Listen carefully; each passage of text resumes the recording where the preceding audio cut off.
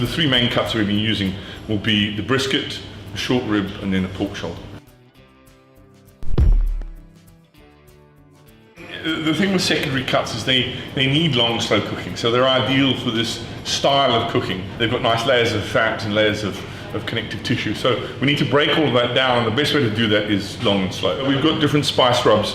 We'll put the spice on them, rub it in, give it a good massage, and we'll leave it for about 2 hours, and then we'll put it on the fire. The salt and the sugar start to draw some of the juice out of the meat.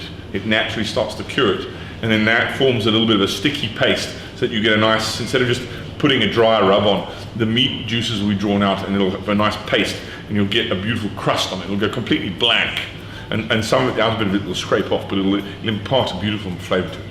It's one of those things that we've kind of lost, and we're going back to that whole nose to tail eating, where we're looking at the entire beast and saying, right, how do we use the entire thing?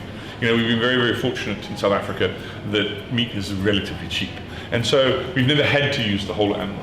You know, there's lots of people who go, but I grew up on a farm, we use the entire thing. And I accept that if you grew on a farm, you're used to using the entire thing.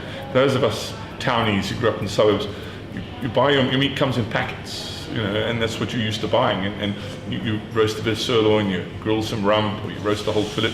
You've never had to really think about putting something in the oven for 4 or 5 hours and slowly braising and that kind of stuff. And so it's getting in touch with the rest of the animal, which is what it's all about, showing the beast some respect.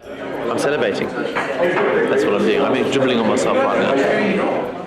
This one is a red slaw. This is red cabbage, red pepper, red onion, and raw beetroot with like a chili basting to it. We've got a little bit of a chili sauce and a barbecue kind of vibe going together.